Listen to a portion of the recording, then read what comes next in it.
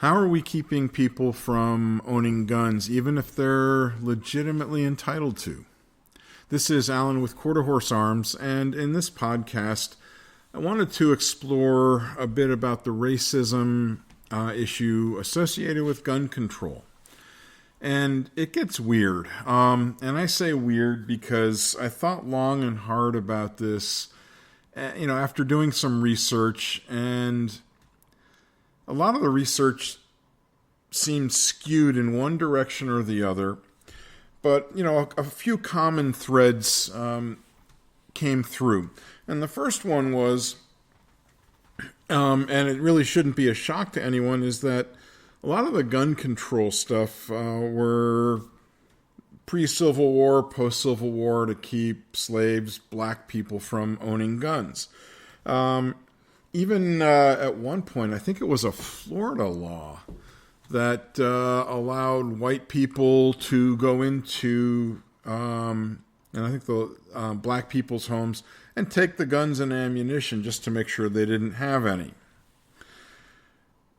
And the other thing that kind of came through is, who wants minorities to own guns? Well, it turns out in some study, and I don't recall who did it, racist white people, so you already know who you're dealing with, believe they should have gun rights, but they want gun control to be used against black people possessing guns. Again, no shock there. Here's where some of the other statistics gets weird, is, it shows white people are most likely to commit violent crimes when faced with hardship. However, the number of brown and black people being killed by guns is disproportionate to the population size of those ethnic groups. So what are we saying? Well, all right, more crazy white people use guns than crazy black and brown people. I'm not sure if that's a valid assessment of it. However, there are some interesting facets that pop up. So if you'll bear with me, let me launch into those. And before I do that, let me predicate this with, I think everybody should be able to own guns. I don't think anyone should need to have a permit to carry the gun, but I do think people need to go through a vetting process, for example, like the NICS check.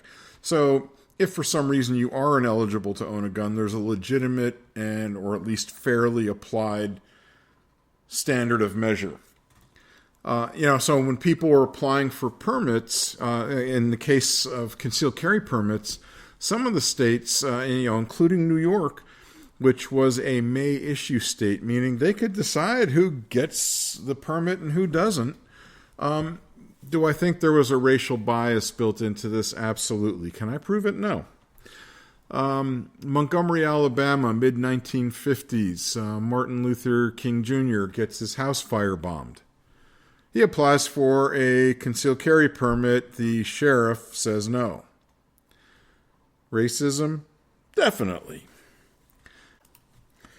And from the way I see it, in point of fact, the gun control laws and some of the restrictions imposed by states or cities or municipalities are deliberately aimed at keeping firearms away from the people who might need it the most.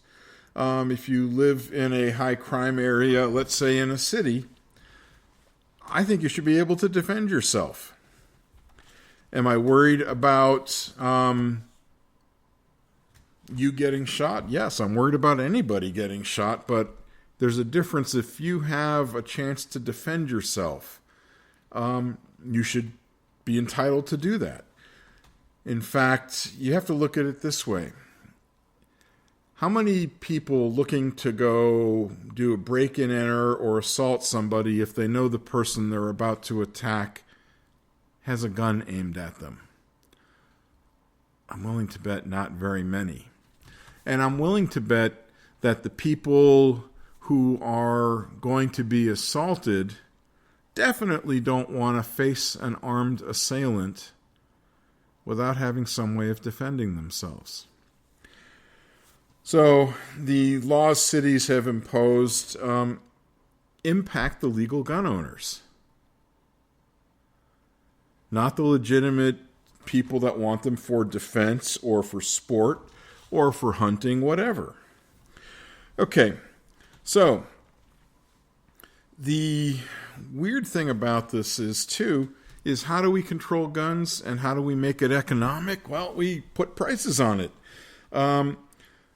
There are states, and I'm willing to bet you can guess them without my mentioning them, that the fees for gun licenses are extraordinarily and exorbitantly high so that the average person has difficulty affording it. I'm not broke, but, in some states shelling out $1,000, that's a lot of money. That's post-tax dollars, so that's even more money than $1,000. Okay, so just to look at it, the fees for guns, like for example, to do all the training and everything in New York, I think the numbers I found were about $1,000, $500 in California, another few hundred in Connecticut. That doesn't take into account the cost of the gun or the ammunition. If you're looking for an average handgun, you're looking probably in the $500 range, $600 range, depending on the type of gun, the brand, the size, etc. But that shouldn't be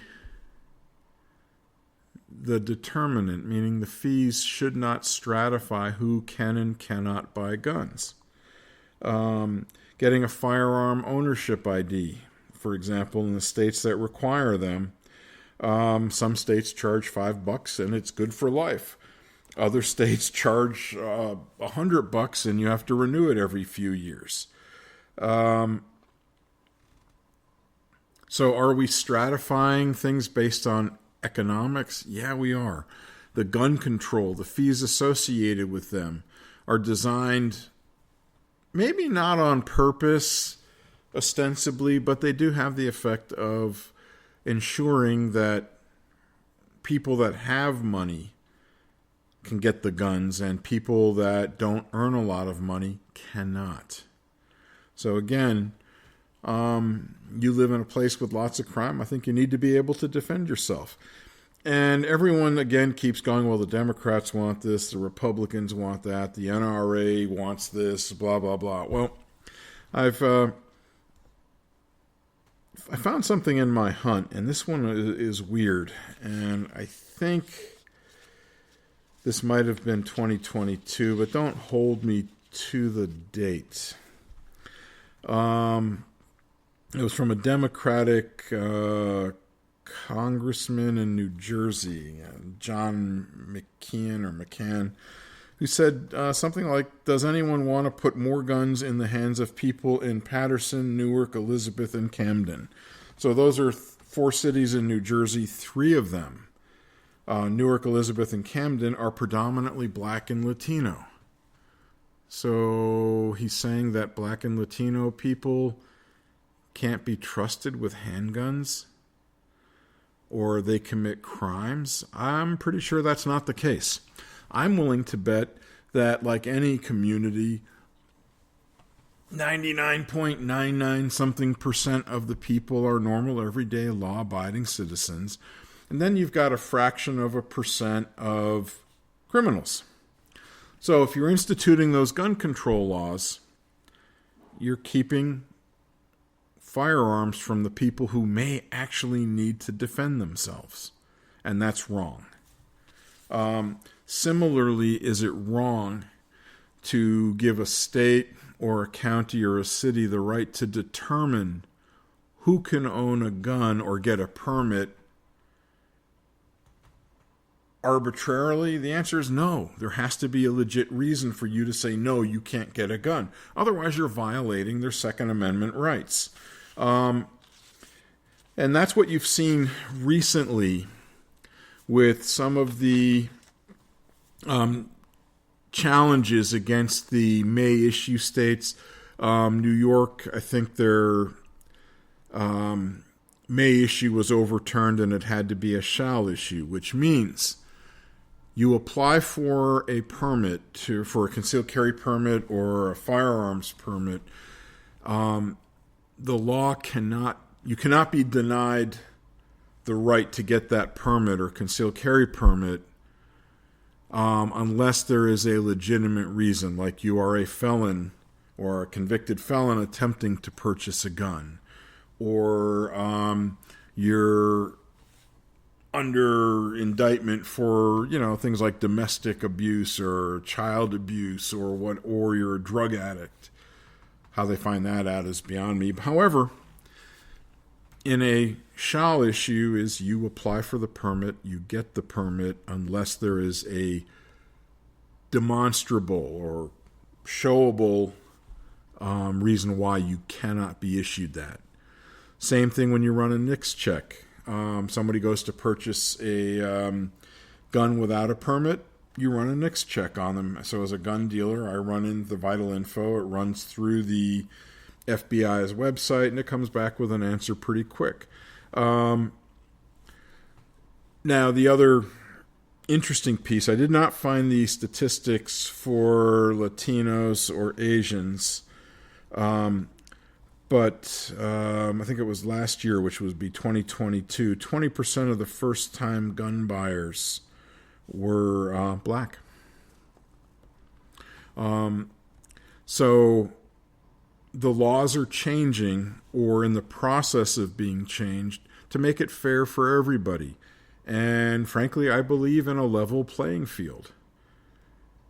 Unless you're a complete whack job or a felon, you should have the right to own a gun. I mean, obviously I'm oversimplifying it, but if you haven't done anything that would prevent you from owning a gun, you should have the right to do so. And quite frankly, the fees need to be leveled as well. I shouldn't have to shell out $1,000 to go through training and permits.